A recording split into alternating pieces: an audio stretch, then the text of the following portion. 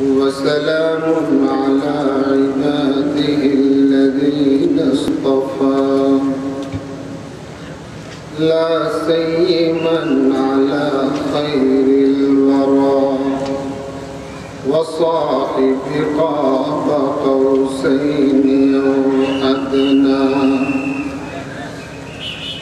वअला आलिहि व अस्हाबिहि नुजूमिल हुदा अम्मा बअद फ़क़द क़ाल अल्लाहु तआला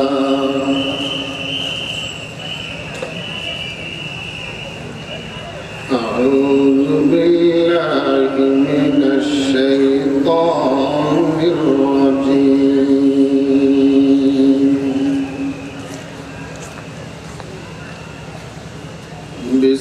बिस्मिल्लाहिर रहमानिर रहीम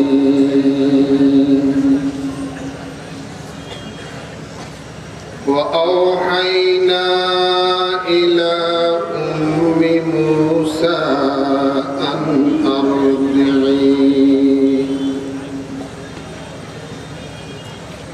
फ़इज़ा ख़िफ़्ति अलैहि फ़अल्क़ीहि फ़िल यम्मि वला तख़ाफ़ी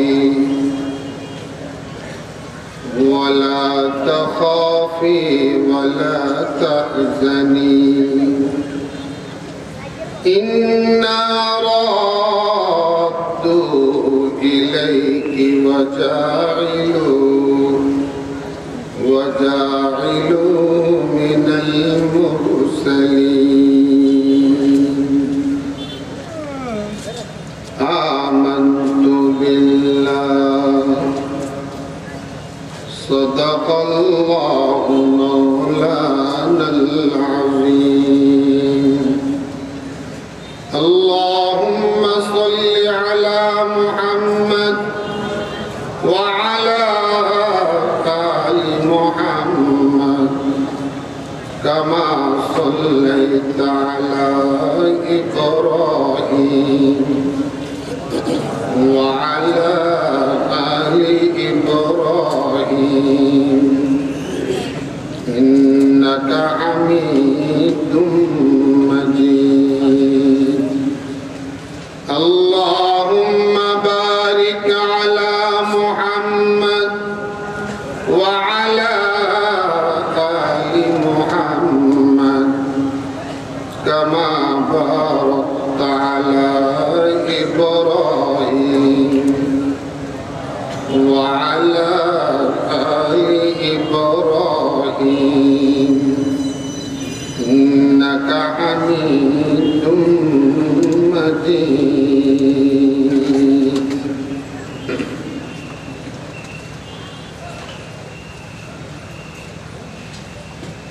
चीते का जिगर चाहिए शाही का तजस्सुस जी सकते हैं बेरोशनी दानिश व फरंग कर बुलबुल ताबूस की तक़लीद से तौबा कर बुलबुल ताबूस की तक़लीद से तौबा बुलबुल फ़क़द आवाज़ ताबूस फ़क़त रंग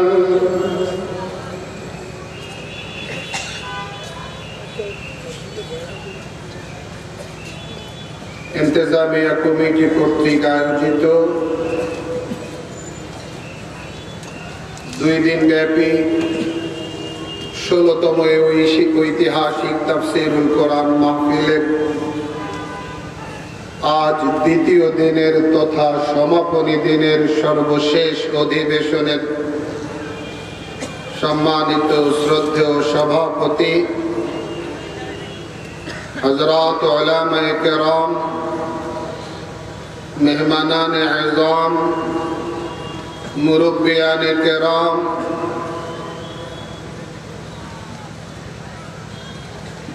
मानवतार मुक्तिर सनद पवित्र कुरान करीमेर महफिले आगत ধর্মপ্রাণ বেরাদারান ইসলাম, মাইকের আওয়াজ যতদূর পর্যন্ত যায় ততদূর পর্যন্ত বাসা বাড়িতে পর্দার আড়ালে অবস্থানকারিণী সম্মানিতা শ্রদ্ধেয়া মা ও বোনেরা, প্রথমেই মহান পরওয়ারদিগারে আলম আল্লাহ জাল্লা জালালুহু আম্মা নওয়ালুহুর শাহী বারগাহে লাখ কোটি শুকরিয়া আদায় করছি, যিনি দয়া করে অনুগ্রহ আর অনুকম্পা প্রদর্শন করে আমাদেরকে এই বরকতময় মাহফিলে অংশগ্রহণ করবার জন্য তৌফিক প্রদান করেছেন। আমরা এর জন্য দরবারে ইলাহিতে প্রথমে কালিমাতুশ শুকর পড়ে নেই। সবাই পড়ুন, বলুন আলহামদুলিল্লাহ।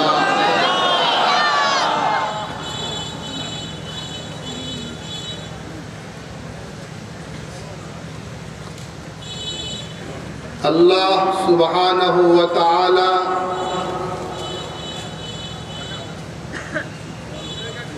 পবিত্র কোরআন নাযিল করেছেন বিশ্ববাসীকে অন্ধকার থেকে, পাপ, পঙ্কিলতা, অনাচার, অনৈতিকতার ঘোর অন্ধকার থেকে বের করে আনবার জন্য।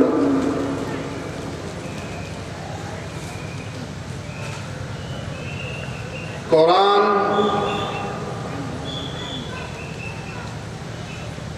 মানুষের অধিকার হরণ করবার জন্য পৃথিবীতে আসে নাই।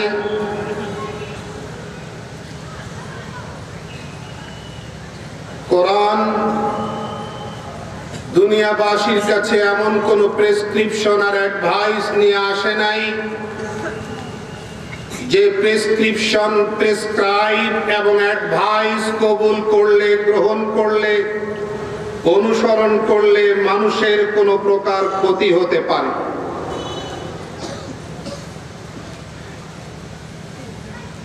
কোরআনে কারীম দুনিয়াতে মানুষের হক প্রতিষ্ঠা করবার জন্য আসছে, অধিকার বঞ্চিত মানুষকে অধিকার ফিরিয়ে দেওয়ার জন্য আসছে,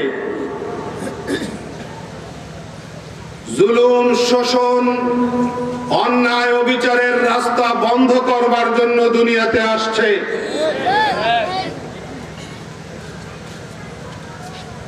যারা মুসলমান, যারা ঈমানদার, তাদেরকে এই কথা বিশ্বাস করতে হবে যে পানি ছাড়া যেমন মাছ অন্য কোথাও শান্তি পায় না, পেতে পারে না, ঠিক তেমনি কোরআন ছাড়া, কোরআনী দর্শন ছাড়া অন্য কোন পন্থায়, পথে ঈমানদার শান্তি, স্বস্তি আশা করতে পারে না। আল্লাহ এই বাস্তবতা অনুভব করার, উপলব্ধি করবার তৌফিক আপনাকে আমাকে দান করেন।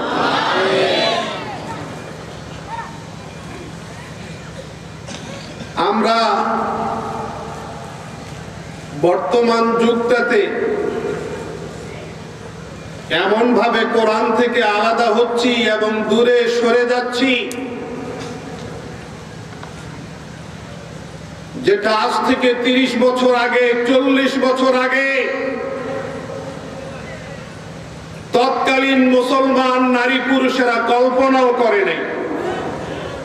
আমি কি ভুল বলছি?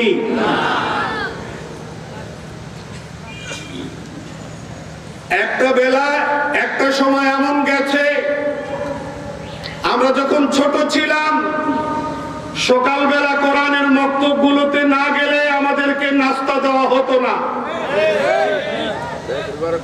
কি ভাই, ঠিক না বেঠিক?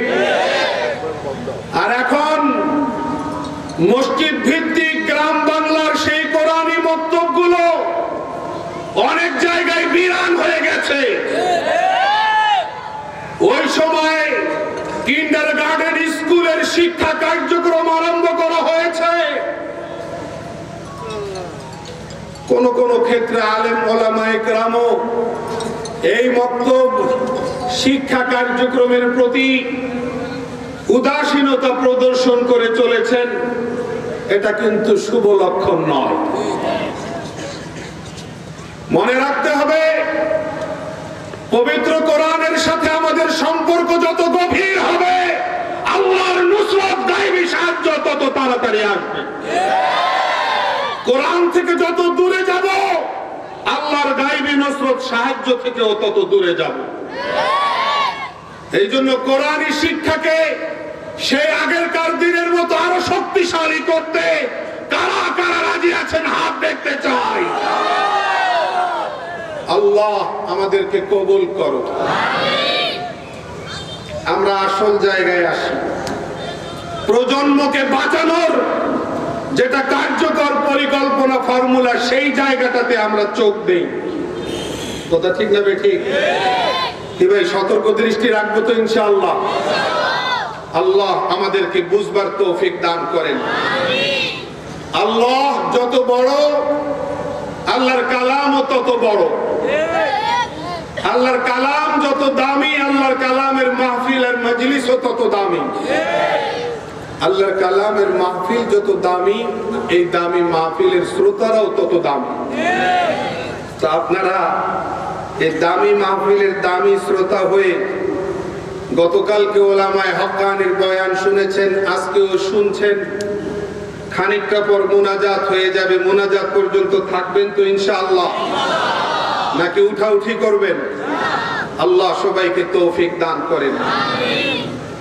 আমি মানবতার মুক্তির সনদ, ঐশী গ্রন্থ কালামে হাকিমের সূরাতুল কাসাসের 7 নম্বর আয়াতে কারিমা তেলাওয়াত করেছি।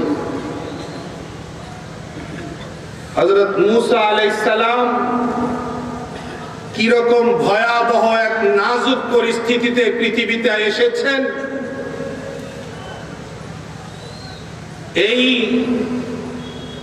সন্তান যিনি ভবিষ্যতে গিয়া নবুয়ত আর পয়গম্বরের আসনে আসীন হবেন, তার নিরাপত্তা নিয়ে মা জননী কতখানি উদ্বিগ্ন আর উৎকণ্ঠিত ছিলেন, সেই উদ্বেগ আর উৎকণ্ঠা রব্বুল আলামিন কিভাবে দূর করলেন, 17 রকম প্রতিবন্ধকতা দূর করে মূসা আলাইহিস সালামকে যথাস্থানে আল্লাহ কিভাবে পৌঁছে দিলেন, সেই ইতিহাস কালামে হাকিমের এই জায়গায় এসেছে। ইরশাদ হচ্ছে, ওয়া আওহাইনা ইলা উম্মি মূসা আন আরদিই ফাইযা খিফতি আলাইহি ফালকিহি ফিল ইয়াম ওয়া লা তাখাফি ওয়া লা তাহজানি ইন্না রাদ্দুহু ইলাইকি ওয়া জাইলুহু মিনাল মুরসালিন।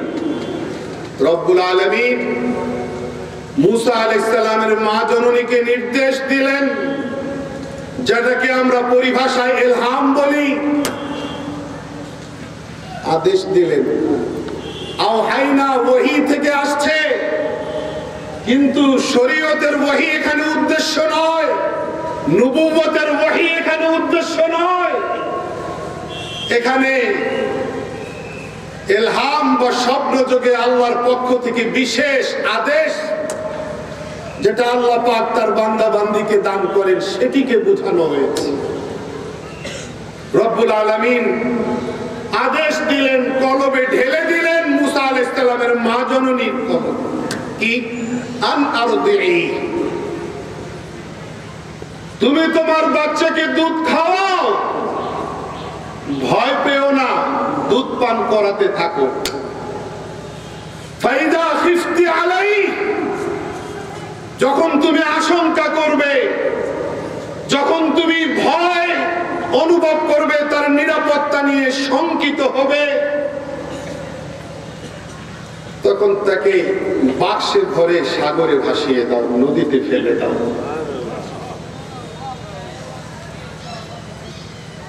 একটা জ্যান্ত জীবন্ত নবজাতককে বাক্সে ভরে আমি আল্লাহ নদীতে ফেলে দেওয়ার কথা বললাম, এটাকে মামুলি কোনো অর্ডার মনে করিও না, এটাকে মামুলি কোনো অ্যাডভাইস মনে করিও না। এটাতে আমি কুদরতওয়ালার বিশাল ইতিহাস লুকিয়ে আছে। ওয়ালা তাখাফি, মোটেও ভয় পেও না। ওয়ালা তাহজানি, মোটেও টেনশন করিও না। আমি আল্লাহ তোমাকে ওয়াদা দিচ্ছি, তোমার সঙ্গে কমিটমেন্ট করছি, তোমার কোলের বাচ্চাকে তোমার কাছে কোলে ফিরিয়ে দেব।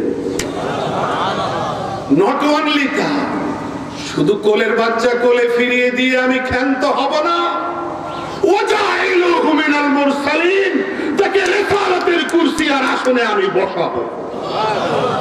কার কথা? কার ওয়াদা? ও আমার সচেতন ধর্মপ্রাণ শ্রোতা ভাইয়েরা, আওয়াজ করুন, ওয়াদাটা কার? আরো জোরে কার? এটা দুনিয়ার কোন রাজা বাদশার ওয়াদা নয়, এটা আসমান জমিন যিনি তৈরি করেছেন, সর্বময় ক্ষমতার অধিকারী যিনি, তার ওয়াদা। যিনি সুপ্রিম পাওয়ারওয়ালা, তার ওয়াদা। সাগর শুকাতে পারে, আটলান্টিক মহাসাগর শুকাতে পারে, আল্লাহর ওয়াদা মিথ্যা হতে পারে না। এই বিশ্বাস থেকে আমরা সরে গেছি, যার জন্য বিপর্যয়। এই বিশ্বাস থেকে আমরা দূরে সরে গেছি, যার জন্য আমাদের ভাগ্য রবি অস্তমিত হচ্ছে। ওই জায়গায় ফিরে আসতে হবে। কি ভাই, কথা ঠিক আছে না? নাই জায়গায় ফিরে আসতে হবে কি না? আচ্ছা বলেন, এটা কি কল্পনা করা যায় একটা জীবন্ত বাচ্চাকে সাগরে ফেলে দেওয়া? এই আয়াতের তর্জমা আজ থেকেই আপনারা জানেন, নতুন যে আমার কাছে শুনলেন তা না।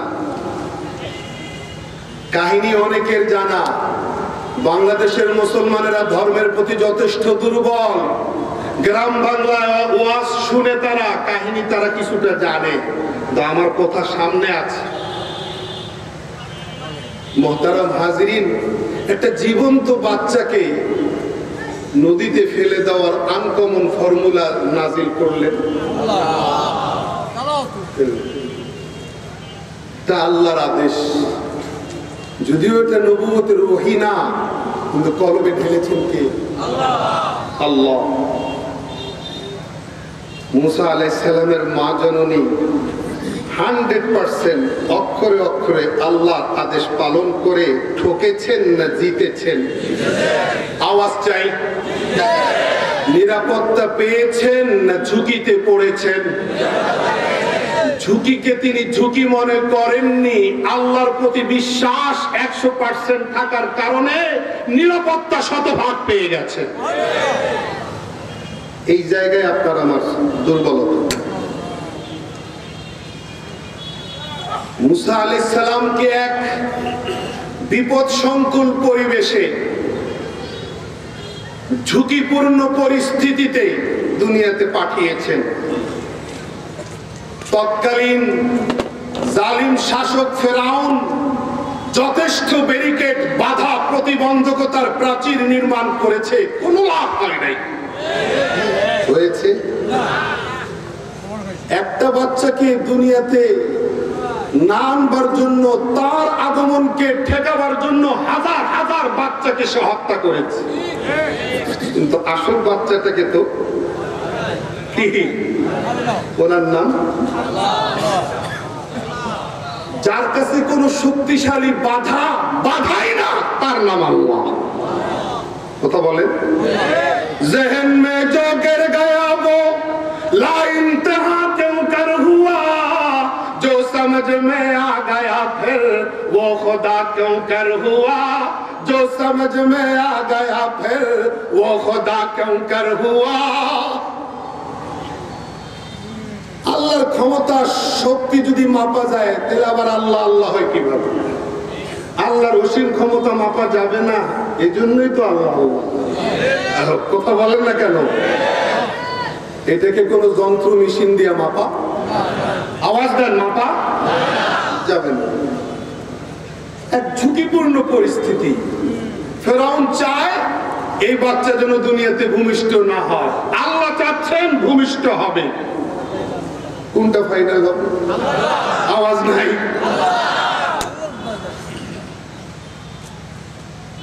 মুহতারাম হাজরিন, হযরত আল্লামা বগবী আলাইহির রহমা বলেন, যে বাচ্চা দুনিয়াতে আসছে, বাচ্চা মায়ের পেট থেকে বের হয়ে কান্না করে, মুসা আলাইহিস সালাম কান্নাটা পর্যন্ত করেন।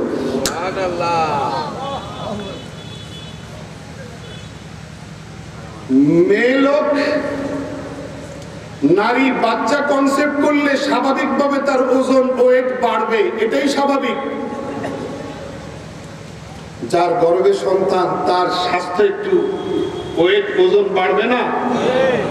মুসা আলাইহিস সালামের মার সেই পরিবর্তনটুকু আল্লাহ সামনে আনেন নাই। দেখছেন, আপনারা মনে করেন নিরাপত্তা শুধু প্রাচীর দিয়ে দেওয়া হয়, আপনারা মনে করেন নিরাপত্তা শুধু ঢাল তলোয়ার দিয়ে দেওয়া হয়, আপনারা মনে করেন দুর্গ নির্মাণ করে নিরাপত্তা নিশ্চিত করা হয়। না না, শিশুর কান্না বন্ধ করেও নিরাপত্তা দেওয়া হয়। কিন্তু এইরকম নিরাপত্তা বিশ্বের কোন লিডার দিতে পারেন না, দিতে পারেন একমাত্র আল্লাহ। কে কে? আওয়াজ দিয়ে বলুন কে? ওই আল্লাহর কাছে মাথা নত করতে হবে। গায়েবী সাহায্য এখনো জমিনে নামবে। কি নামবে? কি নামবে না? ইনশাআল্লাহ।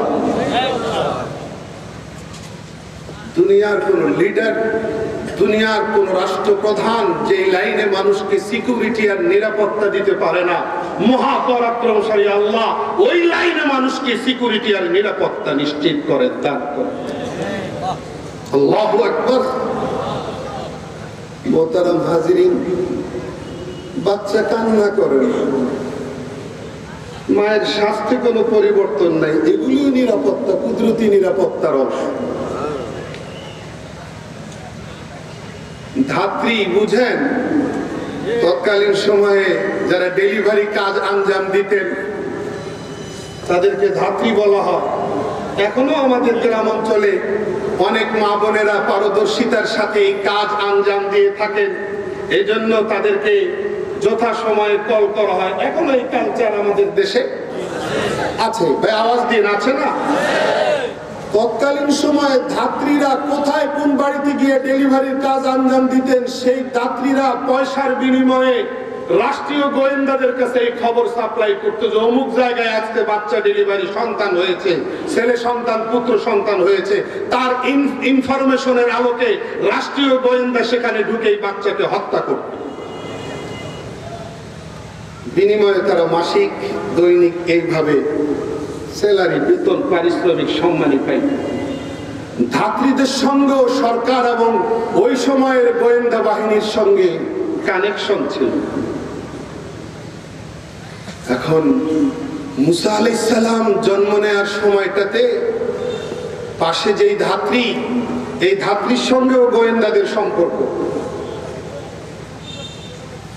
কিন্তু তাফসীর থেকে বলছি, তাফসীরের অনেক কিতাবগুলোতে লেখা মুসা আলাইহিস সালামের মায়ের সাথে এই ধাত্রীর একটু বন্ধুত্ব ছিল। কিন্তু ধাত্রী বন্ধুত্বের নীতি এবং বন্ধুত্বের সংবিধান মানতে রাজি না। সে মানসিকভাবে ডিটারমাইন্ড, বদ্ধপরিকর, যে বন্ধুত্ব পরে আমি যাব, ডেলিভারি কাজ করব, সাথে সাথে এসে গোয়েন্দাদেরকে খবর দেব, এটা আমার ডিউটি। এই ডিউটি করলে আমি পাবো অনেক কিছু। যথাসময়ে ধাত্রীকে মুসা আলাইহিস সালামের মা খবর দিলেন। তিনি আসলেন। মুসা আলাইহিস সালামের মা জননী ধাত্রীকে উদ্দেশ্য করে বললেন, দেখো তুমি তো আমার বন্ধু, তুমি তো আমার বান্ধবী, তোমার সঙ্গে আমার অনেক দিনের সম্পর্ক, প্লিজ অন্য জায়গায় কি করো করো, এই জায়গায় তুমি বিশ্বাসঘাতকতা করিও না, এই খবরটা তুমি বাহিরের কাউকে দিও না। ধাত্রী বলে আচ্ছা ঠিক আছে। তার মানে মনে তার এই কথা আগের জায়গায় যে আমি খবর যথাসময়ে জায়গা মতো পৌঁছাবো, আগে কাজ শেষ করি। মুসা আলাইহিস সালামের মা ওয়াদা নিলেন, ওয়াদা রাখবেন কিনা সে চিন্তা করতেছে, তার আগের প্ল্যান পরিকল্পনা নিজ জায়গায় আছে। মুসা আলাইহিস সালাম ভূমিষ্ঠ হয়ে গেলেন। ধাত্রী কোলে নেওয়ার সাথে সাথে বিস্ময়ের সাথে লক্ষ্য করলেন আল্লাহর হবু পয়গম্বর, ভবিষ্যৎ পয়গম্বর হযরত মুসা কালিমুল্লাহ আলাইহিস সালাতু ওয়াস সালামের দুই চোখের মাঝখান থেকে একটা নূর বের হয়ে গেল। এইরকম নূর আর এরকম আনকমন আলো, অসাধারণ আলো ইতিপূর্বে হাজার হাজার শত শত বাড়িতে গিয়ে সে ডেলিভারির কাজ আঞ্জাম দিয়েছে, কিন্তু কোন নবজাতকের দুই চোখের মাঝখান থেকে এইরকম নূর বের হতে আর কখনো কোথাও সে দেখে নাই। নিজামটা কার? ভাই আল্লাহর কাজ তো এরকম হয়। বিশ্বাস আপনার আমার কই যায়? আমরা একটুতেই দেই দৌড়, একটুতেই আমরা হোপলেস হয়ে যাই, আমরা নিরাশ হয়ে যাই, আমরা হতাশার অন্ধকারে নিমজ্জিত হই, আমরা নিরাশার হতাশার সাগরে হাবুডুবু খেতে থাকি। আল্লাহর সাহায্য কই? আল্লাহর সাহায্য তো আসবে। আপনাকে আমাকে তো শর্ত পূরণ করে তারপরে সাহায্যের অপেক্ষা করতে হবে। শর্ত পালনের কোন নাম নিশানা নাই। আল্লাহ সাহায্য কই? মনে রাখবেন, ইন্নাহু লা ইয়াইয়াসু মির রাউহিল্লাহি ইল্লাল কওমুল কাফিরুন। নিরাশা মুসলমানদের স্বভাব না, নিরাশা মুসলমানের বৈশিষ্ট্য হতে পারে না, নিরাশা কাফেরদের বৈশিষ্ট্য। কার বৈশিষ্ট্য? জোরে বলেন। এখন থেকে নিরাশ হব না তো ইনশাআল্লাহ? দুই চোখের মাঝখান থেকে নূর বের হয়ে গেল। এই আনকমন অসাধারণ কুদরতি দৃশ্য দেখে ওনার ইচ্ছা পরিবর্তন হয়ে গেছে। আগে তো প্ল্যান করেই আসছিলাম, বাইর হইয়েই কইয়া দিল। আমার মনে হয় এটা কোনো সাধারণ বাচ্চা না, এর পিছনে কোনো ব্যাকগ্রাউন্ড বা ইতিহাস আছে। শুধু তাই না, তিনি বলেন বহু বাচ্চা মায়ের পেট থেকে বের করে, গর্ভ থেকে বের করে কোলে নিছি, কিন্তু কোন বাচ্চার প্রতি আমার ওই ভালোবাসা অন্তর অনুভব করি নাই। এই বাচ্চা যার দুই চোখের মাঝখান থেকে এক অদ্ভুত নূর বের হয়ে গেল, তার প্রতি আমার অন্তরে যে ভালোবাসা আমি অনুভব করা শুরু করব। আমি সিদ্ধান্ত নিলাম অন্য জায়গায় কি করি এই বাচ্চার খবরটা বাইরে গিয়ে গোয়েন্দাদের কাছে দেব। আল্লাহ এখানেও নিরাপত্তা দিবে। যেই ধাত্রী সব জায়গার থেকে বাচ্চা ডেলিভারি করাইয়া খবর দিয়ে দেয় গোয়েন্দাদেরকে, এখানেও তার প্ল্যান নিজ জায়গায় বহাল ছিল, কিন্তু এখানে তার সিদ্ধান্ত থেকে তিনি সরে গেলেন। এটা কি আল্লাহর নিরাপত্তা না? বাচ্চা কান্না করে মায়ের পেট থেকে বের হয়, কোনো কান্না নাই, এটা কিন্তু আল্লাহর নিরাপত্তা না? বাচ্চা মায়ের পেটে আসলে মাদের স্বাস্থ্য বাড়ে, শরীরের ওজন বাড়ে। মুসা আলাইহিস সালামের মায়ের শারীরিক কোনো পরিবর্তন নাই, এটা কি আল্লাহর নিরাপত্তা না? আওয়াজ দেন না কেন? আল্লাহ বহু পদ্ধতিতে নিরাপত্তা দিতে পারেন, শুধু সম্পর্ক কায়েম করতে দেরি। মুহতারাম হাজিরিন, যে কান্না মায়ের পেট থেকে দুনিয়াতে নিয়ে আসছি, এখন বুঝ হওয়ার পরে, সাবালক হওয়ার পরে, যৌবনের উত্তাল তরঙ্গে ভাসতে ভাসতে ওই কান্না ভুলে গেছি, যার জন্য বিপর্যয়।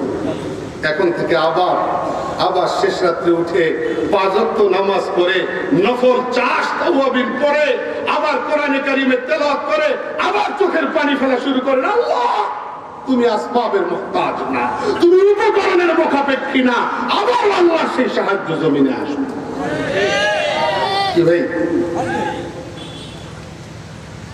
এখনো যদি ইব্রাহিমী ঈমান পয়দা হয়, এখনো অগ্নিকুণ্ড ফুল বাগিচায় পরিণত হবে। ঠিক না ভাই? ঠিক। আল্লাহ আমাদেরকে পাক্কা ঈমানদার করার তৌফিক দান। সম্মানিত শ্রোতা ভাইরা, কি অসাধারণ বিষয়, কি অকল্পনীয় অধ্যায়। মুসা আলাইহিস সালামের মা জননী তার কাছ থেকে যথেষ্ট সহযোগিতা পেলেন। ধাত্রী বলল যে আমি ঠিক আছে, এটা লিগ আউট করবো না, এটা বাহিরে আউট করবো না। কিন্তু তিনি বাইরে হওয়ার সাথে সাথে এই অপেক্ষমান গোয়েন্দারা তাকে দেখে ফেলেছে। তিনি আরেক জায়গায় দিয়ে যাওয়ার পরে গোয়েন্দারা বাসায় প্রবেশ করছে, দরজার সামনে এসে দাঁড়াইছে। আল্লাহু আকবার। মুসা আলাইহিস সালামের বোন, তিনি মাকে এসে বলে, আম্মা, ফেরাউনের গোয়েন্দারা তো বাসার গেটে চলে আসছে, কি করি? তাড়াতাড়ি কাপড় দিয়ে পেঁচিয়ে চুলায় ফেলে দিয়েছে, চুলায় আগুন জ্বলছে।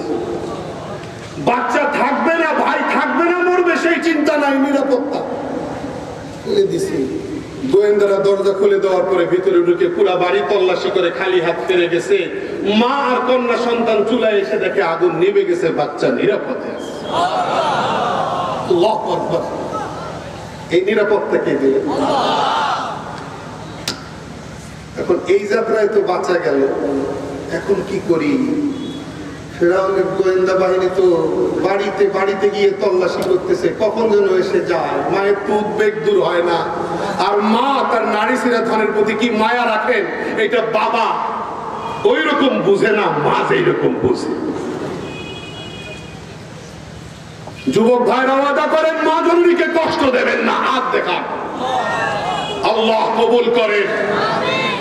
মাকে কষ্ট দেওয়া, বাবাকে কষ্ট দেওয়া, তাফসীরুল কোরআন মাহফিলের বরকতে আমরা এই ধর্মপ্রাণ মুসলমানেরা, এই এলাকার সবাই ধর্মপ্রাণ, এই মাহফিলের বরকতে আল্লাহ যেন সবাইকে মা বাবার চেহারার দিকে ইবাদতের নিয়তে তাকাইবার তৌফিক দান করেন। মুহতারাম হাজিরিন, উদ্বেগের তো আর শেষ নাই, কি করা যায়? মুসা আলাইহিস সালামের মা খুব চিন্তিত। আল্লাহ ঠিক ওই মুহূর্তে আয়াত নাযিল করলেন, মানে আদেশ পাঠাইলেন। কি পাঠাইলেন? কি পাঠাইলেন? ওয়া আওহাইনা ইলা উম্মি মুসা আন আরদিহি ফাইযা খিফতি আলাইহি ফালকিহি ফিল ইয়াম ওয়া লা তাখাফি ওয়া লা তাহজানি ইন্না রাদ্দুহু ইলাইক ওয়া জাইলুহু মিনাল মুরসালিন। কে বলছেন? তুমি চিন্তা করো না, দুধ খাওয়াইতে থাকো। কি খাওয়াইতে থাকো? দুধ খাওয়াইতে থাকো। আল্লাহ তাআলা এই দুধের মধ্যে চিনি মিশাইয়া দিয়েছেন যেন বাচ্চা খুব স্বাদ নিয়ে খাইতে পারে। কথা বলেন না কেন? সুবহানাল্লাহ। আর আল্লাহ তাআলা আদেশ দিচ্ছেন মুসা আলাইহিস সালামের মাকে দুধ পান করাইতে থাকো। কেন? এমন ভাবে পান করাও, এখন আর কোনো চিন্তা নাই, সব চিন্তা দূরে ঠেলে দিয়েছি, তুমি দুধ খাওয়াও। এমন ভাবে দুধ খাওয়াও যেন তোমার নবজাতক বাচ্চা, তোমার সন্তান যেন তোমার দুধের সাথে এত বেশি পরিচিত হয়ে যায়, যখন এই বাচ্চা আমার কুদরতি প্ল্যান আর পরিকল্পনার আওতায়, যখন দুশমন, আমার দুশমন ফেরাউনের ঘরে গিয়ে উঠবে, ফেরাউন যখন আরো অসংখ্য নারীকে দুধ পান করানোর কাজে হায়ার করে আনবে, তখন যেন তোমার বাচ্চা অন্য কারো স্তন থেকে দুধ গ্রহণ না করে, তুমি দুধ এত লম্বা সময় পর্যন্ত পান করাইতে থাকো যেন বাচ্চা তোমার দুধের সঙ্গে 100% পরিচিত হয়ে যায়। কার কথা? আল্লাহ আদেশ দিলেন। যখন কোন তাফসীর কারক বলেন, কোন তাফসীর কারক বলে 8 মাস পর্যন্ত দুধ খাওয়াইছে, কেউ বলেন আরো কম সময় পর্যন্ত খাওয়াইছেন। আল্লাহ মায়ের দুধের সঙ্গে মুসা আলাইহিস সালামকে পরিচিত করে ফেলছেন। আল্লাহ বলতেছেন ফাইজা খিফতি আলাইহি, তুমি পালতে পালতে দুধ খাওয়াইতে খাওয়াইতে যদি বেশি ভয় পেয়ে যাও, মনে করো ডান বাম আশপাশ থেকে কোনো খবরাখবর আসে, যে খবরাখবর উদ্বেগ বাড়িয়ে দেয়, দুশ্চিন্তা টেনশন বাড়িয়ে দেয়, আমার এই বাচ্চার কি হবে, এইরকম যদি ভয় বেশি পেয়ে যাও, কোনো আশঙ্কা অনুভব করো, তাহলে বাক্সে ভরে বাক্সটাকে নদীতে ফেলে দাও। আল্লাহ বলতেছেন তিনি বাক্স বানাবেন। বাক্স কি তিনি নিজে বানাইতে পারবেন? বলেন না। কার কাছে যেতে হবে? জোরে বলেন, কার কাছে যেতে হবে? কাঠমিস্ত্রির কাছে যেতে হবে। কাঠমিস্ত্রির কাছে গেলেন, কাঠমিস্ত্রিকে জিজ্ঞেস করে, কাঠমিস্ত্রি জিজ্ঞেস করে মুসা আলাইহিস সালামের মাকে, বাক্স দিয়ে তুমি কি করবা? নবীর মা ওই দিন বাচ্চার নিরাপত্তার স্বার্থে বলতে পারতেন সত্য কথা, মিথ্যা কথা, কিন্তু সেদিন মিথ্যা কথা না বলে সত্য কথা বলছেন। আল্লাহু আকবার।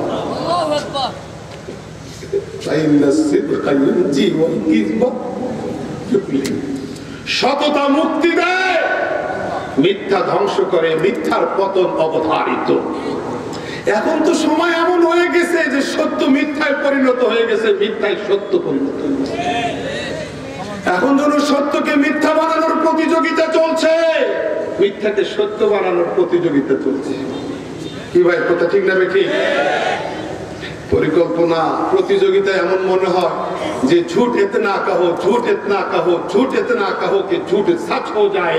মিথ্যা এত বলো, মিথ্যা এত বলো যেন মিথ্যার মিথ্যা মনে না হয়, মিথ্যা যেন শ্রোতার কাছে সত্য মনে হয়। ঠিক না ঠিক?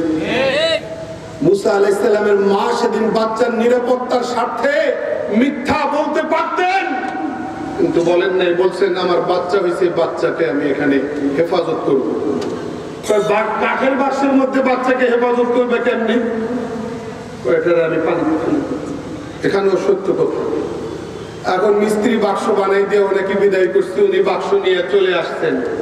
মিস্ত্রি কয় এই খবরটা যদি গোয়েন্দা বাহিনীকে দেই তাহলে আমারে কি আর কম দিব? আমারে তো অনেক টাকা।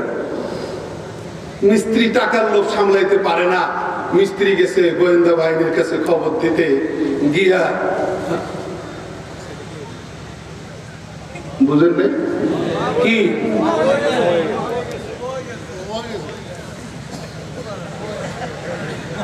এখন মুখ চলে না, মুখের থেকে কোনো শব্দ, কোনো ওয়ার্ড বের হয় না। এখন হাতও বন্ধ হয়ে গেছে। এটা কি আর নিরাপত্তা না? বলেন। তাহলে শুধু দুর্গ দিয়ে নিরাপত্তা নিশ্চিত হয় না, শুধু ঢাল তলোয়ার দিয়ে নিরাপত্তা নিশ্চিত হয় না, শুধু অস্ত্র শস্ত্রে সজ্জিত হয়ে নিরাপত্তা নিশ্চিত করা যায় না। নিরাপত্তা শতভাগ নিশ্চিত করার জন্য মহাপরাক্রমশালী আল্লাহর সঙ্গে লাইন লাগাইতে হবে। তার সঙ্গে লাইন লাগাইতে হবে, আল্লাহর সঙ্গে লাইন লাগাইতে হবে। মোহতারাম হাজিরিন, এই যে বাল্ব গুলো জ্বলতেছে, টিউবলাইট গুলো জ্বলতেছে, এটার সঙ্গে কারেন্টের সংযোগ না থাকলে কি জ্বলবে? তার দিয়ে সংযোগ নেওয়া লাগছে। আল্লাহর সঙ্গে কোরআনের পাইপ দিয়া সংযোগ নেওয়া লাগবে, নিরাপত্তা আবার আসবে।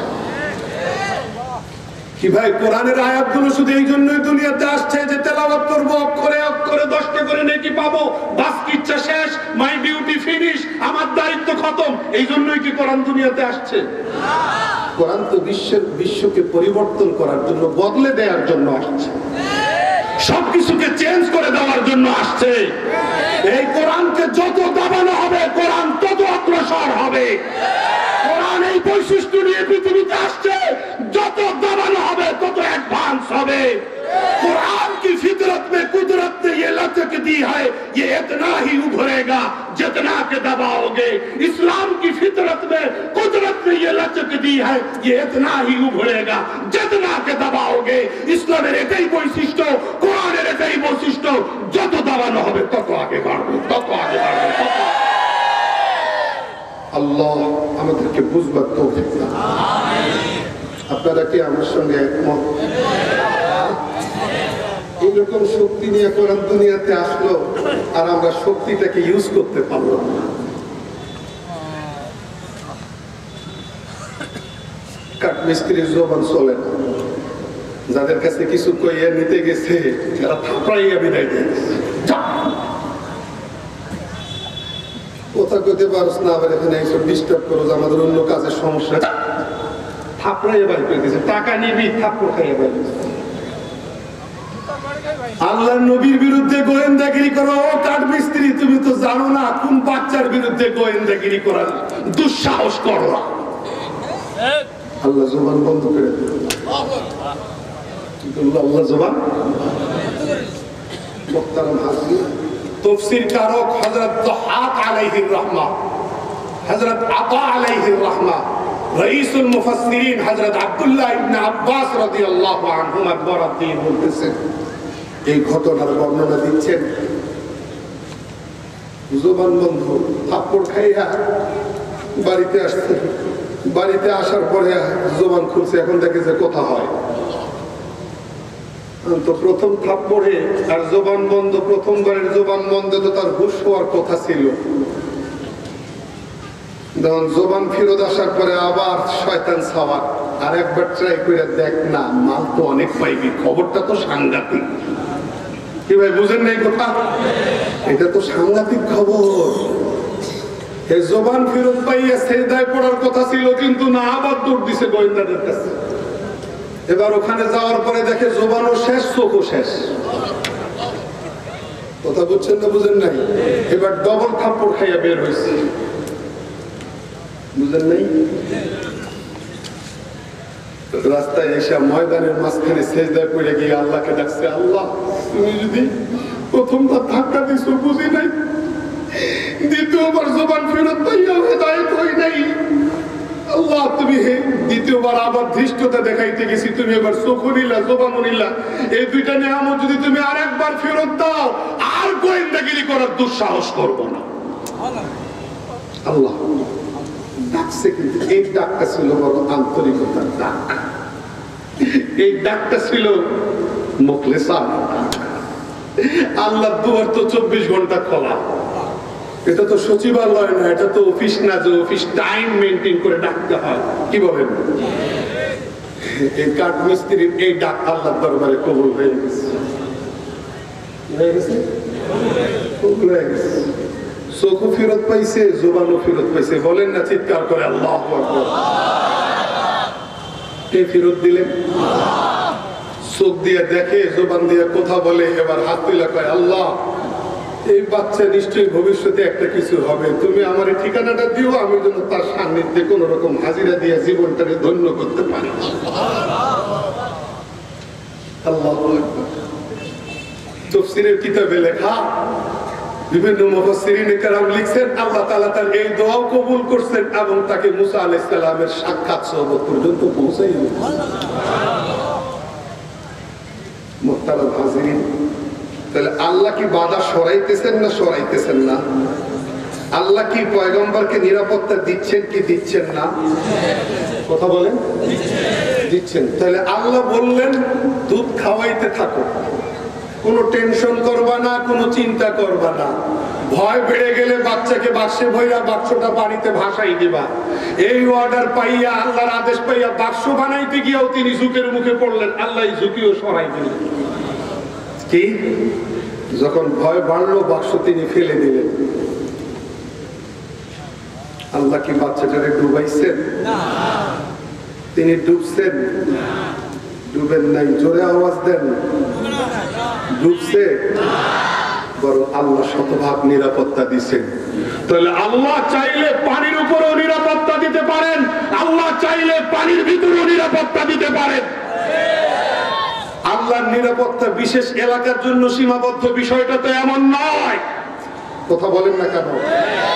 তো আল্লাহ পানির উপরেও নিরাপত্তা দিচ্ছেন, জন্মের আগেও নিরাপত্তা দিচ্ছেন, জন্মের পরেও নিরাপত্তা দিচ্ছেন। ঝুঁকি যত বাড়ছে আল্লাহর নিরাপত্তার নিয়ামত তত শক্তিশালী হয়েছে। ঠিক না বেটি? তাহলে আল্লাহ তো তিনি যিনি যখন যেটা দরকার তখন সেটা করতে পারেন। কথা বলেন। আল্লাহ বললেন লা তাখাফি, ভয় পেও না, ওয়ালা তাহজানি, টেনশন করিও না, চিন্তা করিও না। ইন্না রাদ্দুহু ইলাইকি ওয়া জাইলুহু মিনাল মুরসালিন, আমি তাকে তোমার কোলে ফেরত আনবো এবং তাকে রাসূল এবং পয়গম্বরের আসনে বসাবো। তিনি ভাষাইয়া দিলেন, ফালতাকাতাহু আলু ফিরআউন লিয়াকুনা লাহুম আদুওয়ান ওয়া হাযানা ইন্না ফিরআউন ওয়া হামান ওয়া জুনুদাহুমা কানু খাতিন। আয়াত নম্বর 8 সূরাতুল কাসাসের। ফিরআউনের পরিবার এই বাচ্চাকে তুললো, যে ফেরাউন আর ফেরাউনের সাঙ্গপাঙ্গ আর সৈন্যরা আর গোয়েন্দারা এই বাচ্চা যেন দুনিয়াতে ভূমিষ্ঠ হতে না পারে, এই জন্য হাজার হাজার বাচ্চাকে বাড়ি বাড়িতে গিয়ে তল্লাশি করে পাখির মতো মেরে আসতেছে। সেই ফেরাউনের বেতনভুক্ত কর্মচারীরা, সেই ফেরাউনের পরিবার এই বাচ্চা থেকে, এই সাগর থেকে, নদী থেকে বাচ্চার বাক্সকে উঠাই নিয়ে আসে। আল্লাহ দাঁড়া, সামনে আরো বড় ব্যাপার আছে। লিয়াকুনা লাহুম আদুওয়ান ওয়া হাযানা। আল্লাহ বলেন বাচ্চার বাক্সটাকে, এই বাচ্চাটাকে ফেরাউনের পরিবার উঠাই নিল, যেন এই বাচ্চা ভবিষ্যতে গিয়া তার দুঃখের কারণ হয়, তার টেনশনের কারণ হয়, তার জন্য দুশ্মন হয়। এই সুযোগটাই সে নিল, এই রাস্তাটাই সে তৈরি করলো। আল্লাহ বলে নিশ্চয়ই ফেরাউন আর হামান আর তাদের সৈন্যরা বড় অপরাধী, তারা ভুল করল। এক ভুল তো এটা করলো, কেউ জেনে শুনে কি বাচ্চাকে নিয়ে আসে? আল্লাহ আমাদেরকে বুঝ দান করুন। ফেরাউনের কোন পুত্র সন্তান ছিল না, ছিল একটা কন্যা সন্তান, এও তার ক্ষেত্র ভালো হয় না। কোন জ্যোতিষী কইছে যে অমুক দিন সোমবার নীল নদীর পাশে তোমার যে ঘর, একটা শাখা, নীল নদীর একটা শাখা তার বাসার সামনে দিয়ে প্রবাহিত, ওইখানে একটা প্রাণী জাতীয় কিছু আসবে বাক্সবন্দী হইয়া, ওই প্রাণীর ঠোঁট থেকে মুখের ভিতর থেকে লালা নিয়ে যদি তার শরীরে মালিশ করো তাহলে তোমার কন্যা সন্তান ভালো হয়ে যাবে। আল্লাহর আরেকটা নিরাপত্তার রাস্তা। এখন পরিবার বাচ্চা তুলে আনছে, বাক্স খুলছে, এক ফুটফুটে নাদুস নুদুস সুন্দর একটা মোবারক সন্তান। ফেরাউনের স্ত্রী আসিয়া বাক্স খুলছে, এটাকে দুই চোখের মধ্যে ওই ধাত্রীর মতো দুই চোখের মাঝখান থেকে নূর চমকাচ্ছে, নূর বের হচ্ছে। মুহতারাম হাজিরিন, ইয়াখরুজ মিন আইনাইহি নূর, দুই চোখের মাঝখান থেকে নূর বের হচ্ছে। ইতিপূর্বে এইরকম অসাধারণ নূর আর আলো কখনো দেখে নাই। ফিরআউনের স্ত্রী স্বামীকে কয়, কুররাতু আইনিন লি ওয়া লাক, এই বাচ্চাটা তোমার আমার নয়নের মনি হবে। লা তাকতুলু, হত্যা করিও না, মেরে ফেলিও না, তোমার কাজ তো খালি বাচ্চাগুলোকে পাখির মতো মারতেছো। কোন বাচ্চা এমন দুনিয়াতে আসবে যার হাতে তোমার সাম্রাজ্যের পতন হবে? এরকম আজব গুজব কাহিনী আর ভবিষ্যৎবাণী শুই না তোমার মাথা ঠিক নাই, পুরোটা নষ্ট হয়ে গেছে, তোমার দিক বিদিক হিতাহিত কোনো জ্ঞান নাই, তুমি সমানে গণহারে পাখির মতো বাচ্চাগুলিকে মারতেছো। প্লিজ এক্সকিউজ মি, এই বাচ্চাটাকে মারিও না। লা তাকতুলু, লা তাকতুলু, তাকে মারিও না। আসা আইয়ান ফানা আও নাত্তাখিযাহু ওয়ালাদা ওয়া হুম লা ইয়াশউরুন। আমার তো মনে হয় এই বাচ্চাটা আমাদের অনেক উপকারে আসবে, আমরা তাকে সন্তান বানিয়ে নেব। আল্লাহ বললেন, এগুলি সব অন্তরের মধ্যে আমি আল্লাহ উপর থেকে ঢালতেছি। কেমনে পরিকল্পনা সাজাইতেছি এরা তো তারা বুঝতেইছে না। ওয়া হুম লা ইয়াশউরুন। মুহতারাম হাজিরিন, ওয়াসবাহ ফুআদু উম্মি মূসা ফারিগা, বাচ্চাকে বাক্সে ভইরা নদীতে ভাসায় দেওয়ার পরে মায়ের তো সারা রাত বিনিদ্র রজনী থাকার কথা, ঘুম মোটেও না আসার কথা। সকালবেলা মা ঘুম থেকে উঠছে, তার অন্তরে কোনো চিন্তাই নাই। কে করলেন? ঘটনা অনেক লম্বা। মুহতারাম হাজিরিন, আপনারা ইতিপূর্বেও শুনেছেন মুসা আলাইহিস সালামের মা কোথায় বাচ্চা কিছুই জানেন না, কিন্তু আল্লাহ অন্তরটাকে মুতমাইন একবারে শান্ত বানায় রাখছে, কোনো চিন্তা নাই। একটা পর্যায়ে বাচ্চা পালার দরকার। ফেরাউনের স্ত্রী আসিয়ার পরামর্শ ফেরাউনের ভালো লাগছে, এই বাচ্চারে পালবে, মারবে না, সে একমত হইছে। এখন কার দুধ খাওয়ায়, বিভিন্ন জায়গা থেকে নারী আসতেছে দুধ খাওয়ানোর কাজ আঞ্জাম দেওয়ার জন্য। কিন্তু মুসা আলাইহিস সালাম, এই শিশু যিনি ভবিষ্যতে গিয়ে নবী হবেন, পয়গম্বর হবেন, সাহেবে কিতাব নবী হবেন, তিনি কোন নারীর স্তন থেকে দুধ অ্যাকসেপ্ট করেন না।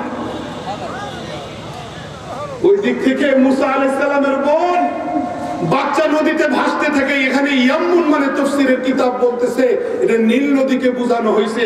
নীল নদীতে বাচ্চার বাক্স ভাসতেছে আর বোন কিনারায় কিনারায় বেড়ি বাঁধে হাঁটতেছে আর বাক্সটাকে ফলো করতেছে।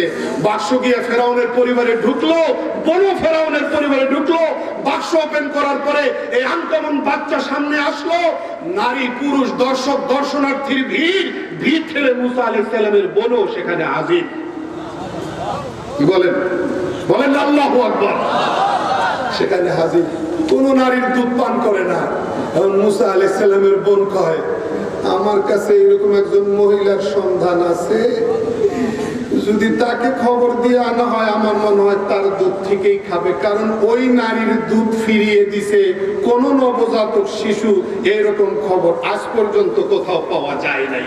অন্য অন্য ধাত্রী, অন্য অন্য দুগ্ধ পানকারিনী নারীদের কারো কারো দুধ কোনো বাচ্চা নেয় কোনো বাচ্চা নেয় না, এরকম নানা রকম খবর থাকলো আমার কাছে যেই নারীর খবর আছে, এই নারীর দুধ কোনো বাচ্চা, কোনো শিশু, কোনো নবজাতক কখনো ফিরিয়ে দেওয়ার কোনো রেকর্ড নজির নাই।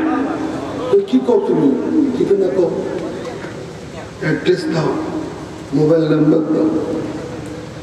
হাসছে, মোবাইল নাম্বার ছিল তখন, ঠিক না তো, তাহলে আমার সাথে আসে, আমার সাথে আসে, নিয়ে গেছে আসল বাড়িতে গিয়ে মুসা আলাইহিসসালামের মা নিয়ে আসছে।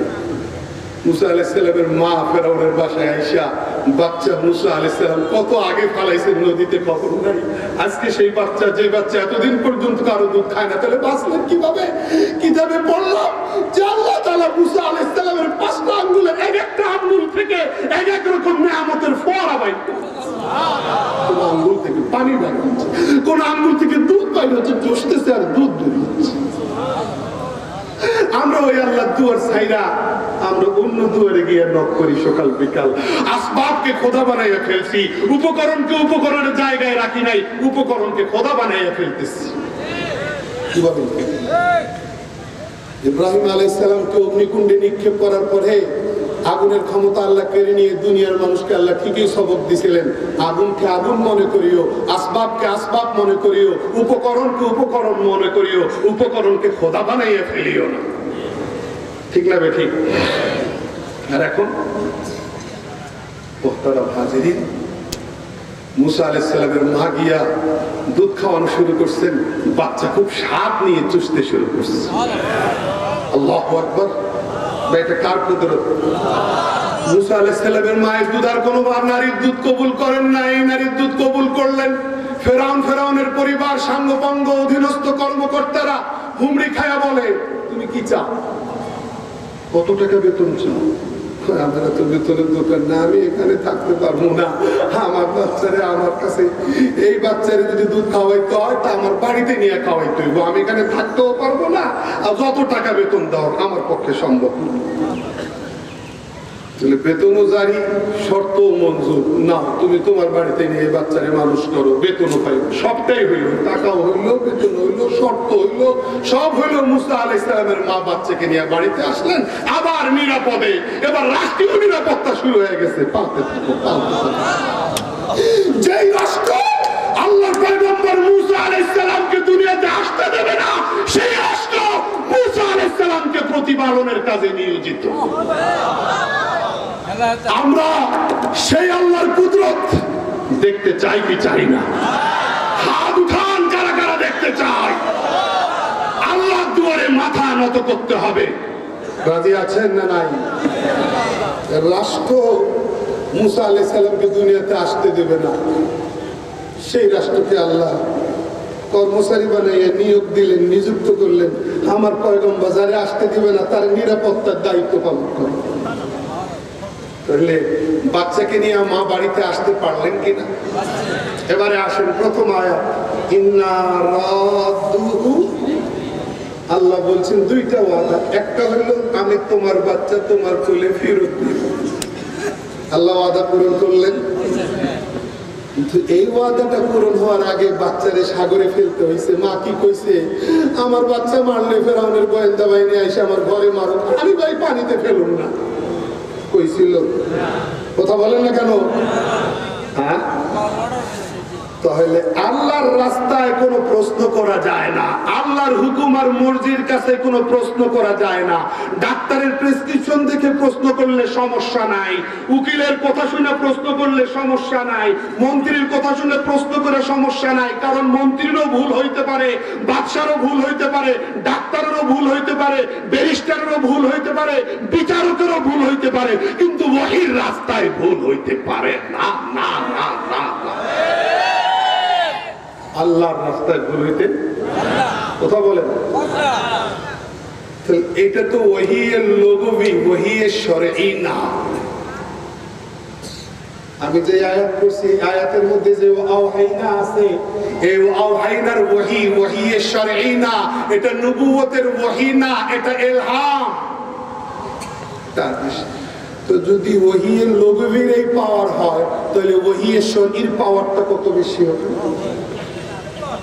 অনেক বেশি হবে না? কি বলেন কথা? মুহতারাম হাজিরিন, এখন আমাদের কাজ হলো ওই জায়গাটাতে আসা। আমরা আসবাব নির্ভর না হই, আমরা উপকরণ নির্ভর না হই, আমরা উপকরণ পূজারী না হই। উপকরণ কার্যকর হওয়ার জন্য যেই মহান সত্তার মুখাপেক্ষী, সেই মহান সত্তার মুখাপেক্ষী। কি ভাই রাজি আছেন না? আল্লাহ আমাদেরকে তৌফিক দান করেন। এই ঈমানি জোর, এই ঈমানি তাকত, এই ঈমানি শক্তি যার যত বেশি মজবুত হবে, আল্লাহর গায়বী নসরত তত বেশি তার সঙ্গী হবে। মুহতারাম হাজির, আমরা ওই জায়গাতে নক করি, আল্লাহর দুয়ারে এসে কান্নাকাটি শুরু করি, দেখবো যে তারপরে যদি মাঠে যাই আল্লাহ নিরাপত্তা দেবেন। ইমানের শক্তি অর্জন করা ছাড়া মাঠে গেলে, বাতিনি শক্তি অর্জন করা ছাড়া মাঠে গেলে শুধু শুধুই রহমত আসবে। আগে শাস্তে হবে ভাই, মাইন্ড করেন না, মাপ চাই, আগে শাস্তে হবে। হযরত উকবা ইবনে নাফি রাদিয়াল্লাহু আনহু পশ্চিম আফ্রিকার সেই জঙ্গলে গিয়া, জঙ্গলের মধ্যে সৈন্য নিবাস, সেনা নিবাস, ছাউনি নির্মাণ করবেন। কিন্তু ওই জঙ্গলটা ঐতিহাসিক ভাবে সবাই জানে ওইটা বাঘ ভাল্লুকের আশ্রয়স্থল। এখানে সাপ, বিচ্ছু, বিষাক্ত বিষধর পোকামাকড় থাকে, বাঘ থাকে, ভাল্লুক থাকে, সাপ থাকে, বিচ্ছু থাকে। এই জঙ্গলের মধ্যে উনি সেনানিবাস নির্মাণ করবেন, ছাউনি বানাবেন। কি করলেন তিনি? তিনি জঙ্গলের এই হিংস্র প্রাণী, কীট পতঙ্গ, বিষধর সাপ বিচ্ছুকে অ্যাড্রেস করলেন, আইয়াতুহাল হাশারাত, আইয়াতুহাল হাশারাত, নাহনু আসহাবু রাসূলিল্লাহ সাল্লাল্লাহু আলাইহি ওয়াসাল্লাম, ফাইন্না নাজিলুন ফারজিউ ফাইন ওয়াজাদনা বা'দু কাতালনা। হযরত উকবা ইবনে নাফি তার সঙ্গে আরো 15 জন সাহাবী রাসূল সাল্লাল্লাহু আলাইহি সাল্লাম, তাদেরকে নিয়ে তিনি জঙ্গলের হিংস্র প্রাণীকুলকে অ্যাড্রেস করতেছেন, হে হিংস্র প্রাণীকুল, আমরা নবীজির সাহাবী বলছি, আমরা এখানে যাত্রা বিরতি দিয়েছি, আমরা এখানে ছাউনি নির্মাণ করব, তোমরা এখান থেকে সরে যাও, এখান থেকে জঙ্গল ছেড়ে চলে যাও। যদি এই অর্ডার পালন না করো, আমরা যদি তোমাদেরকে পাই তাহলে মেরে ফেলবো। আচ্ছা বলেন, বনের জঙ্গলের প্রাণীকুলের উপরে মানুষের এই ঘোষণার কোন প্রভাব থাকতে পারে? ঘোষক ঘোষণা দিলেন অমুকে বক্তব্য দেব, ঘোষক ঘোষণা দিলেন অমুকে সভাপতিত্ব করব, ঘোষক ঘোষণা দিলেন এখন আপনাদের কাছে কিছু সাহায্য চাওয়া হবে, ব্যাগ যাচ্ছে, টাকা দেন। এই ঘোষণা শুনবেন, আপনারা টাকা দিবেন, সাহায্য দিবেন, রেসপন্স করবেন, সাড়া দিবেন, এটা স্বাভাবিক। কিন্তু মানুষ মানুষের ডাকে সাড়া দেয়, মানুষের মধ্যে মানুষের ঘোষণা কার্যকর হয়, মানুষের ঘোষণা প্রভাব বিস্তার করে। কিন্তু মানুষ ঘোষণা দিচ্ছে হিংস্র প্রাণীকে, জঙ্গলের সমস্ত বাসিন্দা প্রাণীকে, আমরা নবীজির সাহাবী, জঙ্গল ছেড়ে চলে যাও। এদের মধ্যে এই ঘোষণার কি কোনো প্রভাব থাকতে পারে? কিন্তু আল্লাহ তো প্রভাব রাখছেন। ওই সময়ের হাজার হাজার দর্শক দেখছে দিনের বেলায় প্রকাশ্যে যে বাঘ, ভাল্লুক নিজেদের শাবক বাচ্চাদেরকে পিঠের মধ্যে নিয়ে কাতারে কাতারে দলে দলে ভাগতেছে, সাপ বিচ্ছু বাচ্চাদেরকে পিঠের মধ্যে নিয়ে দলে দলে জঙ্গল ছেড়ে পালাচ্ছে। আর এই আনকমন দৃশ্য দেখে হাজার হাজার মানুষ মুসলমান হয়ে গেছে। এটা কোন শক্তি? এটা কার শক্তি? তাহলে আল্লাহর শক্তি নবীগণও পাইছেন, আল্লাহর শক্তি সাহাবায়ে কেরামও পাইছেন। কথা বলেন না কেন? মাকড়সার জাল দিয়া, মাকড়সার জাল দিয়া, যে মাকড়সার জালকে আল্লাহ সূরাতুল আনকাবুতের মধ্যে বলছেন, ইন্না আওহানাল বুয়ুতি লাবাইতুল আনকাবুত, পৃথিবীর মধ্যে সবচেয়ে হালকা এবং কমজোর ঘর হলো মাকড়সার ঘর, মাকড়সার বাড়ি, মাকড়সার জাল। সেই মাকড়সার জাল দিয়ে আল্লাহ তাআলা তার পয়গম্বরকে হেফাজত করছেন। তাহলে আল্লাহর গায়েবী সাহায্য পয়গম্বররাও পাইছেন, পয়গম্বরগণও পাইছেন, সাহাবায়ে কেরামও পাইছেন। আল্লাহর গায়েবী সাহায্য শুধু পয়গম্বরদের জন্য, সাহাবায়ে কেরামের জন্য, সাধারণ ঈমানদার নরনারীর জন্য নয়, এরকম কোন কথা কোন কিতাবে আপনারা পাইছেন? জোরে বলেন। আমি তো পাইনি, আমি তো পাইনি। আল্লাহর গায়েবী সাহায্যের দুয়ার সবার জন্য খোলা। আল্লাহ বলছেন, ইন্না লানানসুরু রুসুলানা ওয়াল্লাযীনা আমানু ফিল হায়াতিদ দুনিয়া। আল্লাহ বলছেন, অবশ্যই অবশ্যই আমি সাহায্য করব আমার রাসূলদেরকে। তারপরে আল্লাহ কি ওয়াল্লাযীনা আমানু বলেন নাই? ওয়ালা ইয়ানসুরান্নাল্লাহু মান ইয়ানসুরু ইন্নাল্লাহা লাকাবিয়্যুন আজিজ। এটা কোরআনের আয়াত না? ইয়া আইয়ুহাল্লাযীনা আমানু ইন তানসুরুল্লাহা ইয়ানসুরকুম। এটা কোরআনের আয়াত না? মুহতারাম হাজিরিন, আল্লাহ বলছেন, হে ঈমানদারেরা, তোমরা যদি আমাকে সাহায্য করো, আমি আল্লাহকে সাহায্য করো, আমি আল্লাহ তোমাদেরকে সাহায্য করব। তাহলে আল্লাহর সাহায্য কিভাবে আসবে? বুজুর্গানে দ্বীন, মুফাসসিরিনে কেরাম, আসাতিজায়ে কেরাম, উলামায়ে হক্কানি বলেন যে নানা নানি, দাদা দাদি, মা বাবা যখন বাচ্চা হাঁটা চলা শেখার উপক্রম হয়, হাঁটবার সময় হয়, বাচ্চা হাঁটতে পারে না, হাঁটা শিখায়, তখন এক হাত দুই হাত দূরে ছেড়ে দিয়া আয় আয় বাবা, আয় আয় নাতি, আয় আয় করে হাত ছেড়ে দেয়। বাবা জানে যিনি হাঁটা শিখাইতেছেন, নানা নানি কিংবা দাদা দাদি জানেন যিনি হাঁটা শিখাইতেছেন, রিহার্সেল বা প্রশিক্ষণ দিচ্ছেন, তিনি জানেন যে এই অবুঝ বাচ্চাটা হাঁটতে পারবে না, পা ফেলতে পারবে না, তারপরও এক দুই হাত দূরে ছেড়ে দেয়, আসো আসো। যখন এক পা দুই পা রাখতে না রাখতে বাচ্চা পড়ে যাওয়ার মতো পরিস্থিতি হয়, যিনি হাঁটা শিখাইতেছেন তিনি পড়তে দেন না, মাটিতে পড়ার আগেই ধরে ফেলেন। ঠিক আল্লাহর মুআমালা তার অনুগত বান্দাবান্দীদের সাথে এইরকমই হয়। আল্লাহ বলতেছেন, ইন তানসুরুল্লাহ, যদি আমাকে সাহায্য করো হে ঈমানদারেরা, আমি তোমাদেরকে সাহায্য করব। এর অর্থ আমি তো আসমানের মালিক, আমি তো জমিনের মালিক, আমি তো আরশ কুরসির মালিক, আমি তো শামস কামার চন্দ্র সূর্যের মালিক, আমি তো পাহাড় পর্বতের মালিক, আমি তো নদ নদীর মালিক, আমি তো খাল বিলের মালিক, আমি তো গ্রহ তারার স্রষ্টা। আমাকে বান্দা তুমি কিভাবে সাহায্য করবা? আরে আমাকে সাহায্য করার অর্থ বুঝো নাই? আমাকে সাহায্য করার জন্য এক কদম ফেলবা, ফেলতে গিয়ে পড়ে গেলে আমি আল্লাহ তোমাকে মাটিতে পড়তে দেব না। তার আগে সख्ती राह से न डर, हाय की हिम्मत जरा कर, सख्ती राह से न डर, हाय की हिम्मत जरा कर, गामजन होना है मुश्किल, रास्ता मुश्किल नहीं, गामजन होना है मुश्किल, रास्ता मुश्किल नहीं, काम को खुद काम पहुंचा देता है अंजाम पर, इब्तिदा करना है मुश्किल, इंतहा मुश्किल नहीं। রাস্তা বিপদ সংকুল, এটা ভেবে ভয় পেও না। তুমি বের হও, আল্লাহর উপর তাওয়াক্কুল করে ভরসা করে বের হও, আস্থা কনফিডেন্স শতভাগ অন্তরে পয়দা করো, আমি আল্লাহর জাতের প্রতি ইয়াকিন রাখো, বের হও, আল্লাহর সাহায্য তোমার সঙ্গে হবে। প্রতিবন্ধকতা ডিঙ্গিয়ে মঞ্জিলে মাকসুদে যেতে চাই কিনা, বাধা টপকাইয়া গন্তব্যে পৌঁছতে চাই কি চাই না, তাহলে এইভাবেই ঝুঁকতে হবে। এখানে 1%, 2%, 5%, 10% ঝুঁকলে হবে না। নবী এবং সাহাবায়ে কেরাম 1%, 5%, 10% ঝুঁকেন নাই। আল্লাহর হুকুম তারা 10%, 20% মানেন নাই, 100% মানছেন। আর আমরা 20% মানি না, 100% মান্যওয়ালাদের মতো গায়েবী সাহায্য চাই, আকাশ কুসুম কল্পনা। মূল জায়গায় পরিবর্তন আনতে হবে। মূল জায়গায় এখন থেকে রাজি তো ভাই?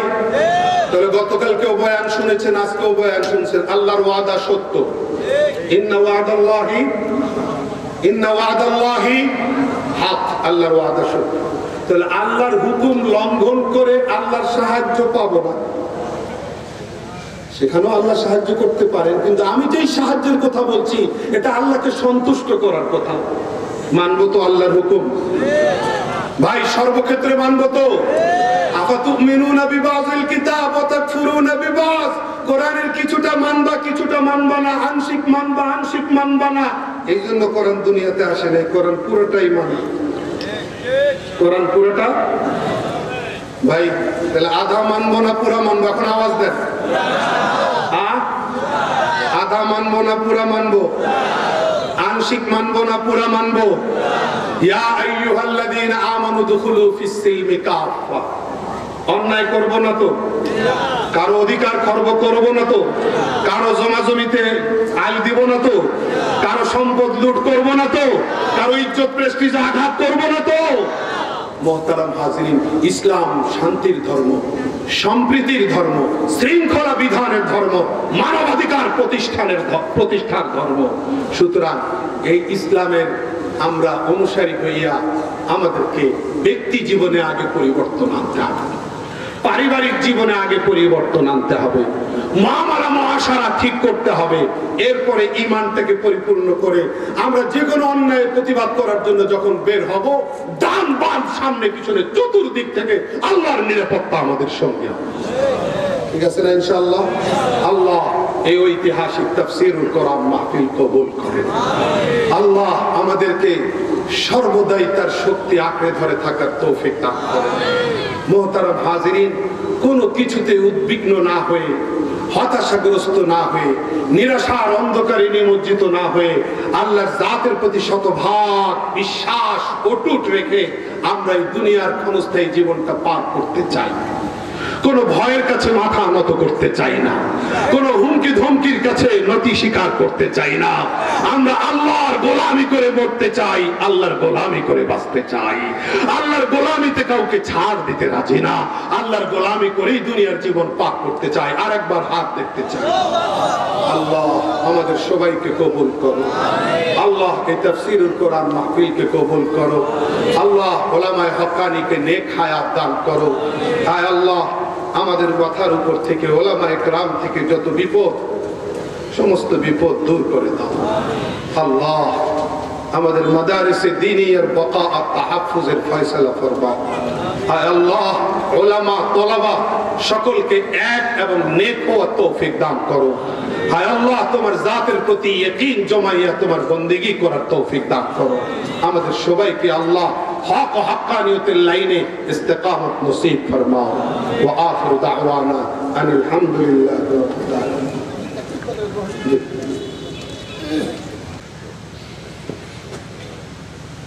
আল্লাহর সাহায্যে আমরা থাকতে পারবো না, এক মিনিটও চলতে পারবো না। আল্লাহর কাছে সারেন্ডার করি, আল্লাহর কাছে মাথা নত করি, গুনাহ মাফ চাই।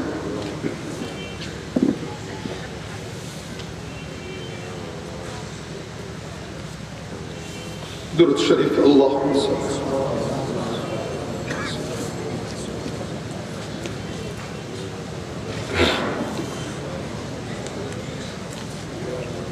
الحمد لله الذي هدانا لهذا وما كنا لنهتدي لولا أن هدانا الله. اللهم لك الحمد كله ولك الشكر كله وإليك يرجع الأمر كله علانيته وسره إنك على كل شيء قدير. اللهم لك الحمد بما قضيت ولك الشكر بما أعطيت. نستغفرك اللهم من جميع الذنوب والخطايا ونتوب إليك. اللهم لك الحمد أنت الأول فليس قبلك شيء وأنت الآخر فليس بعدك شيء. اللهم لك الحمد أنت الظاهر فليس فوقك شيء وأنت الباطن فليس دونك شيء. اللهم لك الحمد بالإيمان لك الحمد بالإسلام لك الحمد بالقرآن. اللهم لك الحمد أنت منزل التوراة والإنجيل أنت منزل الفرقان العظيم أنت رب السماوات السبع ورب العرش العظيم. اللهم لك الحمد أنت أنت مالك الملك تؤتي الملك من تشاء وتنزع الملك ممن تشاء وتعز من تشاء وتذل من تشاء بيدك الخير إنك على كل شيء قدير اللهم لك الحمد لا نحصي ثناء عليك أنت كما أثنيت على نفسك اللهم صل على سيدنا محمد صلاة تنجينا بها من جميع الأهوال والآفات وتقضي لنا بها جميع الحاجات وتطهرنا بها من جميع السيئات وترفعنا بها عندك أعلى الدرجات وتبلغنا بها أقصى الغايات من جميع الخيرات في الحياة وبعد الممات إنك على كل شيء قدير اللهم صل على محمد النبي الأمي وعلى آله وسلم تسليما اللهم صل على سيدنا محمد بعدد كل داء ودواء وبارك وسلم اللهم أنزله مقعدك المقرب يوم القيامة اللهم يا قديم الإحسان أحسن عاقبتنا في الأمور كلها أحسن عاقبتنا في الأمور كلها وأجرنا من خزي الدنيا وعذاب الآخرة اللهم يا سامع كل نجوى اللهم يا منتهى كل رجوى اللهم يا كاشف كل بلوى اكشف وارفع عنا جميع البلاء والوباء يا أرحم الراحمين اللهم اقض حاجاتنا يا قاضي الحاجات وادفع بلياتنا يا دافع البليات احلل مشكلاتنا يا حلال المشكلات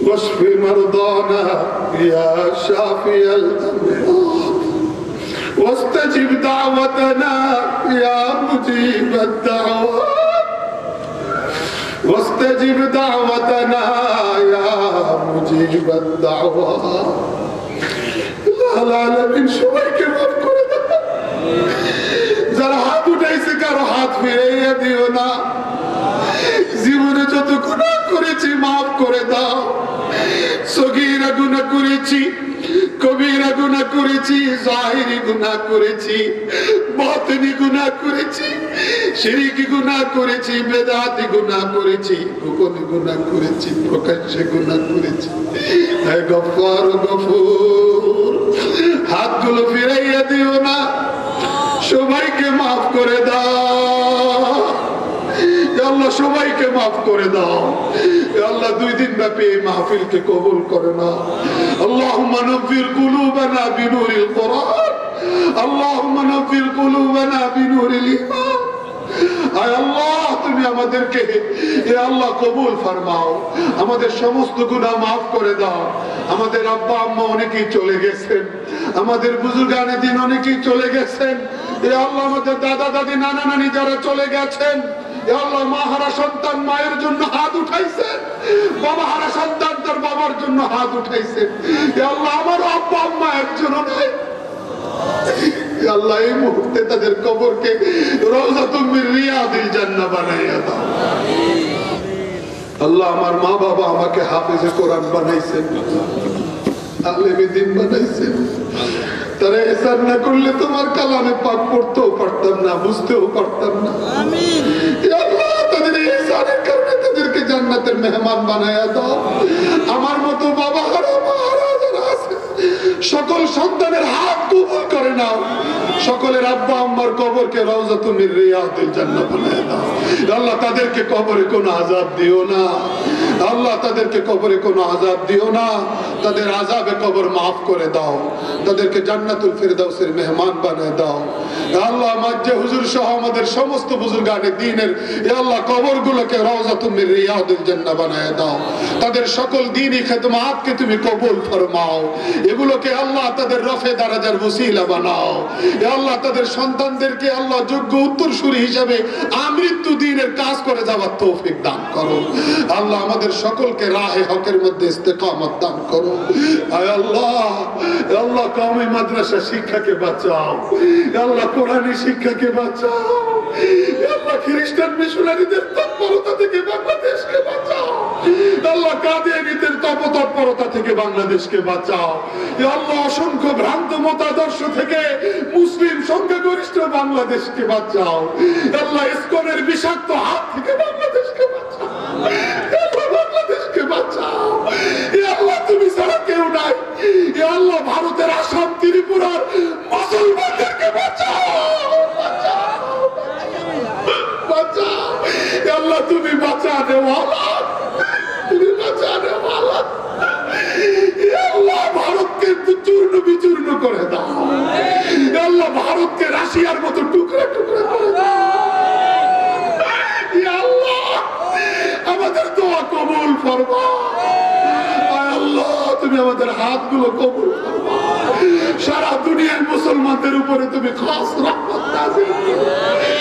আল্লাহ মুসলমানদেরকে তুমি ইজ্জত দান করো। আল্লাহ ইসলামের বলবালা ফরমাও। আল্লাহ ইসলামের হক্কানিয়তকে আল্লাহ তুমি প্রতিষ্ঠিত করে দাও। আল্লাহ আমাদের প্রত্যেকের দিলের নেক মাকসাদ পূরণ করে দাও। আল্লাহ প্রত্যেক বছর এই মাহফিলকে আরো শানদার পন্থায় আল্লাহ অনুষ্ঠান করার তৌফিক দান করো। আল্লাহ যারা দোয়া চাইছেন সকলের দোয়া কবুল ফরমাও। যারা তাআউন করছেন, সাহায্য করছেন, সকলের তাআউন সাহায্যকে কবুল করে নাও। আল্লাহ উলামা তলাবা সকলকে কবুল করে নাও। আল্লাহ নারী পুরুষ সকলকে আল্লাহ কবুল করে নাও। যার অসুস্থতা আছে তাদেরকে বিমার থেকে শেফায়ে কামেলা আজলা দান করো। দোকানদার ভাইদের ব্যবসায় বরকত দান করো। ইয়া আল্লাহ হালাল রুজিতে বরকত দান করো। ইয়া আল্লাহ হালাল রুজিতে বরকত দান করো। ইয়া আল্লাহ হারাম রুজি থেকে আমাদেরকে পানাহ দান করো। ইয়া আল্লাহ প্রত্যেকটা হুকুম তোমার এবং তোমার হাবিব সাল্লাল্লাহু আলাইহি সাল্লামের মানার তৌফিক দান করো। আল্লাহ ঈমানটাকে মজবুত ঈমান বানায়া দাও।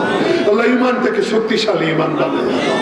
সুবহান রাব্বিকা রাব্বিল ইজ্জাতি আম্মা ইয়াসিফুন ওয়া সালামুন আলাল মুরসালিন ওয়ালহামদুলিল্লাহি